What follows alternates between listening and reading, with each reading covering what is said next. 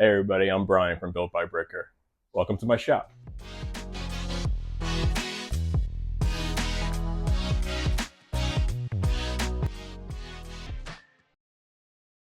This is my first long form video, and I only thought it was fitting to do a shop tour.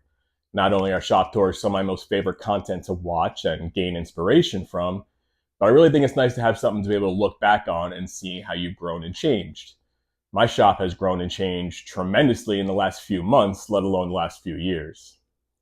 This is my 2-car attached wood shop, and I just got done rearranging it again. I was definitely one of those kids that every 6 months I was rearranging my room, but I won't be painting the shop black anytime soon. And that's a story for another day. I take inspiration from being in a nice space. I just genuinely enjoy it. I'm in here a lot, so I want it to look nice. So although the shop's not finished, the miter saw station is about halfway done. The shop's clean, and I'm proud of how it's turning out. So why not do a shop tour? All right, enough chit chat. Let me show you around. Well, let's start with the workbench. This is the literal center of my shop, as it sits in the center of my shop. But every project goes through here, starts here, lives here, and ends here. In a small shop, this is the heart of it. It's roughly 6 foot and by 4 foot in dimension. And the height of it is perfect because I used to use it as an outfeed table for my table saw. So I actually end up creating everything in this shop to be about this same height, so everything can be used equally, including the miter saw station behind me. The T-track in the top has been absolutely amazing for all kinds of work hold downs. I have a French cleat holder up there that has all the hold downs. Also, the router fence lives on this side with this T-track. Let me show you some of the features of the table. You'll start to notice a theme in my shop with the navy blue, the gray laminate top, and the hard maple trim. That's kind of a theme that I started on this workbench and has carried throughout the entire shop. On this side, I got 4 big drawers that are terribly unorganized and need to be organized better, but they're large. And then on this side, it houses the dust collection just for this workbench. That goes to the router table, and it also goes to both sides of the workbench where I have a port to hook up an external hose. This side of the workbench is just storage. I have a shelf here with some shelf pinholes so I can raise and lower it. A lot of this stuff right here is going to go into the miter saw station when that's ready. The router fence lives in here, the miter gauge, and a couple other things that I hope to find some new homes for. Over on this end of the workbench, I have my Rockler Pro router lift with a Bosch 2.25 horsepower router, and that's set up in between this T-track. I use this T-track to put the router fence. I just take these T-bolts, slide them into the T-track, grab the router fence, so it has these slots that slide right over these bolts, and then there's 2 knobs that go over that. You can then adjust it to wherever you want, and then I have a hose here to add dust collection. Right below the router lift is where we integrated the router table into the workbench, starting with the start-stop paddle. Behind the paddle here is a DIY router box with a couple holes drilled in it and a couple of magnets. This is where the router lives. Below we have the blast gate. This is how I raise and lower the router.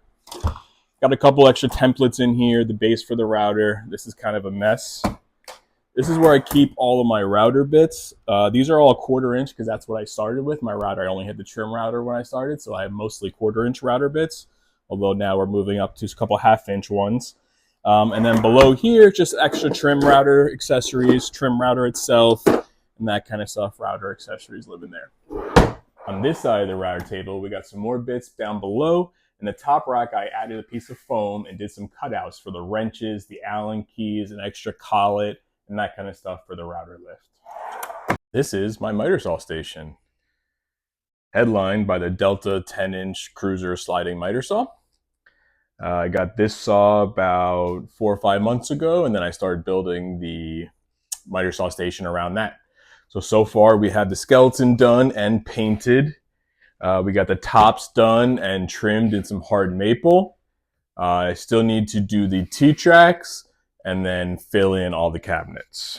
Above the new miter saw station is my French cleat wall. I built that around January of this year, and it has really become a labor of love with this one. I enjoy so much making all the different tool holders for each one. It's really a fun, cathartic experience. I think I might make an entire video on this and maybe make it a couple tool holders in that video because it's really a fun process. So here what we have is a continuation of my French cleat wall. And the main reason why I put it here is because I used to have my table saw right in this section. And in the back of all my videos, what was behind this was super ugly.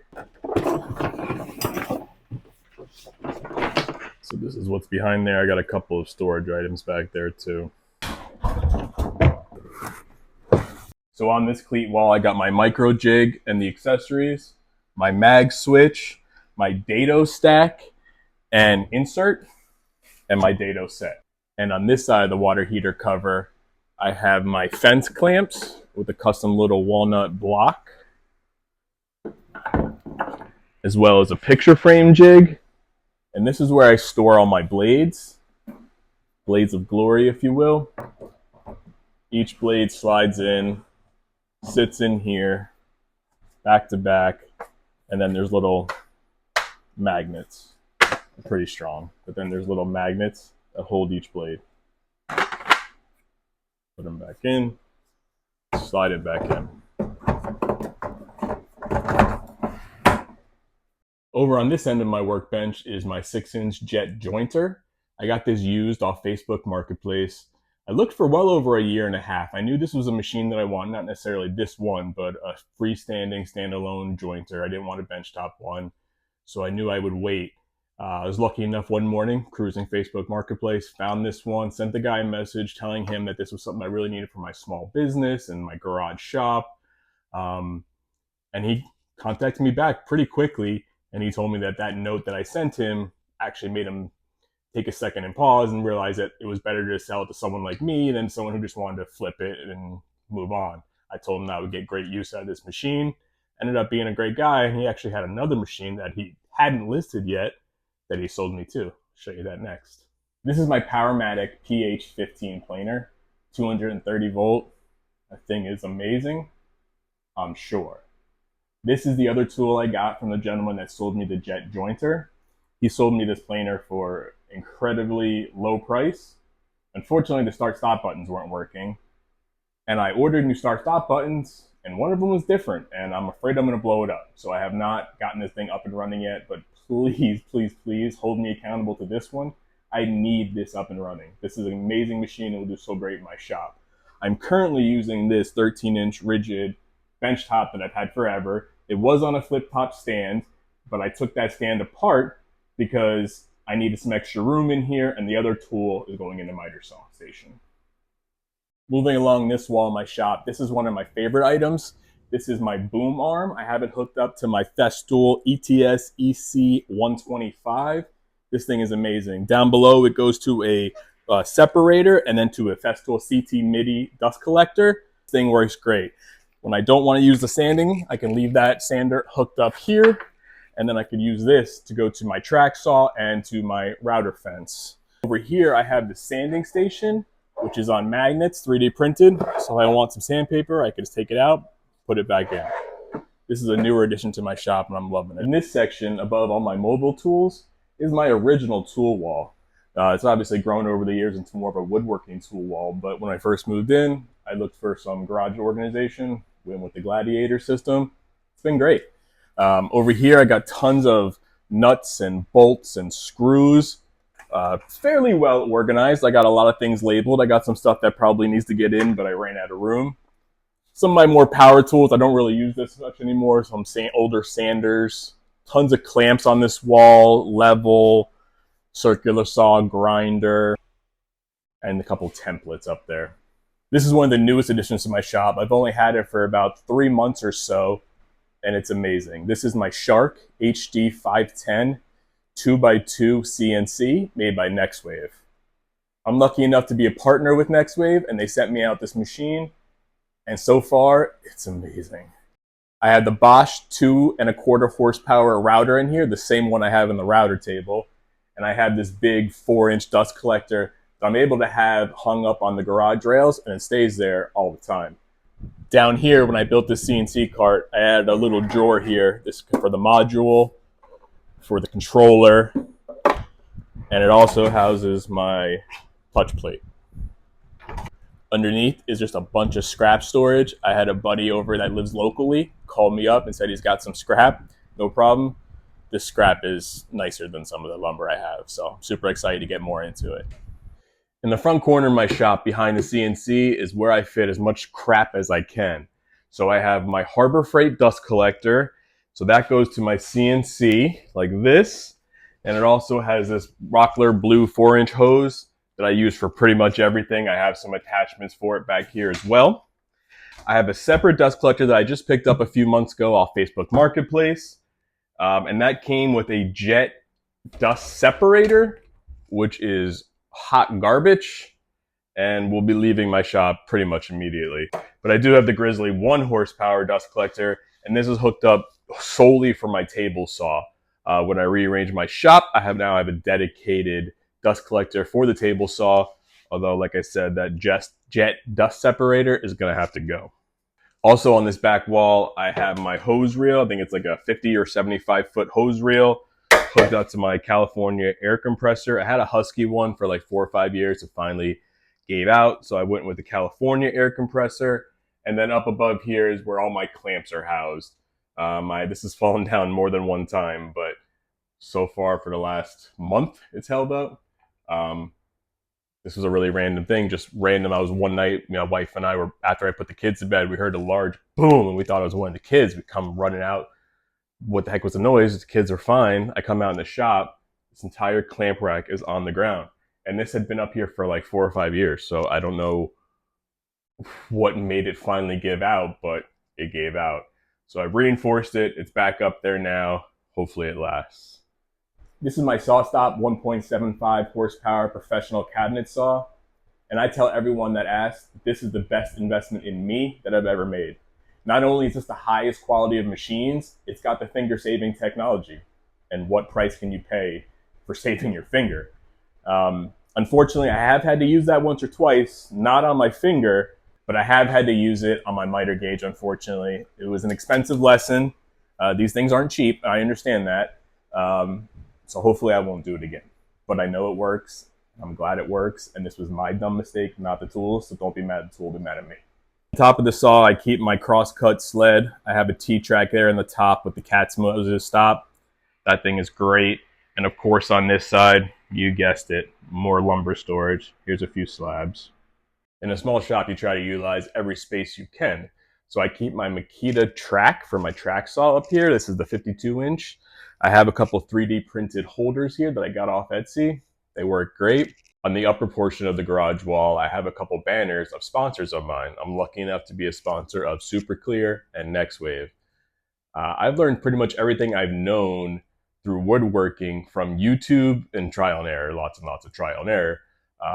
But I've watched YouTube videos forever on woodworking, and I've always loved seeing the banners up in people's shops.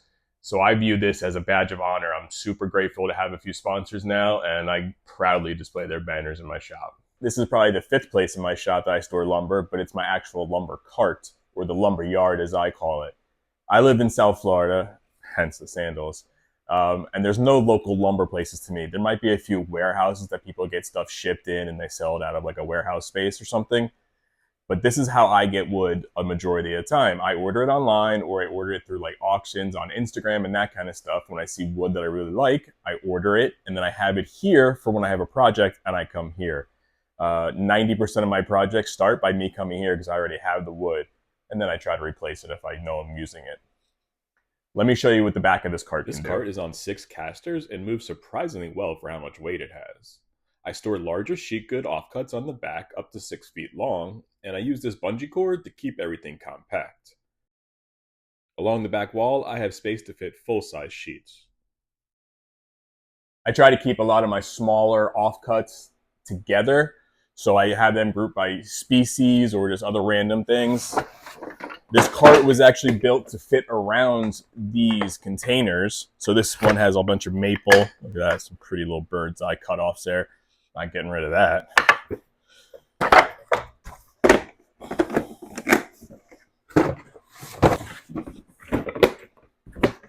That one's all white oak, etc. I have walnut. I have some olive wood, scrap wood, cherry wood, and then a scrap bin for a bunch of stuff. Over here, we got some cookies, Some other pieces, like here's a nice piece of redwood, just begging for some epoxy. Up here, I got some burl cutoffs and stuff. This is my wood lumber rack. So above my lower lumber rack, I have the Bora lumber rack storage up top that holds my longer lumber and some slabs. I got some 8-quarter walnut here. Here's probably a 6-quarter white oak slab, live edge slab. Here's some really smaller live edge like charcuterie board stuff, maple, walnut. Up top, I got some really pretty burls and some long walnut slabs. Just waiting for a time to use them. Next to my lumber rack, I have my Craftsman toolbox. I literally had this for probably over 20 years, and that makes me feel old as hell. I'm 38, but I had this when I lived with my mom in my house when I was a kid. This is one of the first things I bought when I had like a summer job when I was probably like 16. It has all kinds of like regular type mechanic type tools in it, you know, pliers and that kind of stuff. And then I do have some woodworking stuff down here. I keep some of my squares and clamps. I love these from Rockler to do glue ups and screw ins, the corner clamps. Stuff like that.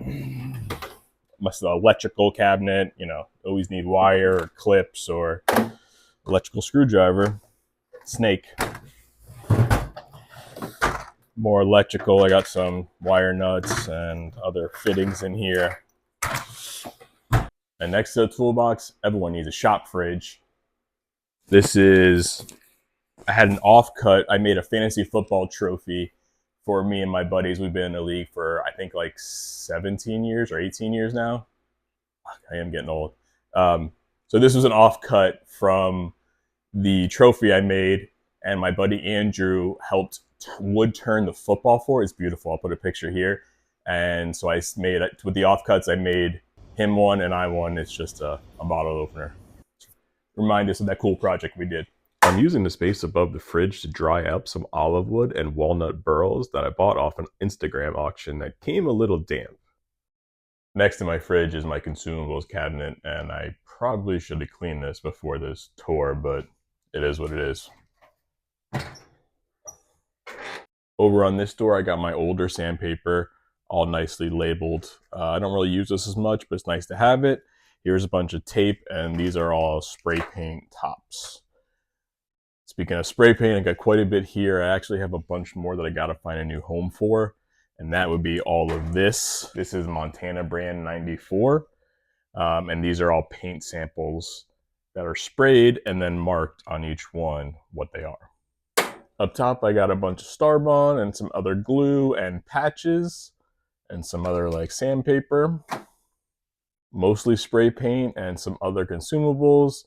There's some zip ties back there and whatnot. And down below is a lot more like household paints. So over on this side is my wall control PPE. It's right outside the door, so every time I come in here, it's the first place I stop. I keep not only my hats and my aprons, but my masks and my ear and eye protection, always an extra tape measure.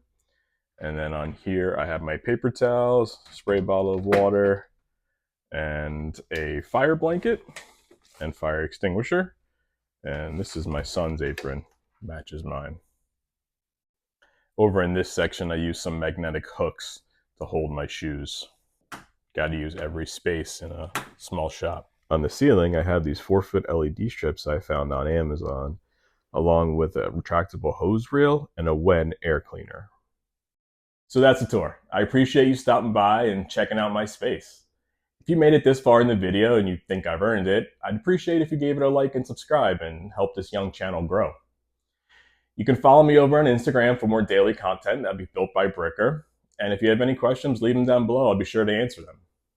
As far as the shop goes, I have some upcoming projects that are coming real soon, and then some others I'd like to tackle over the next year or so. The first up is going to be the most important tool I've ever had in my shop, an AC. I partnered with Toso Direct to get a mini split in the wood shop, and I'm super excited for that. Some other things on the list are insulation for the garage door so that new AC doesn't leak out.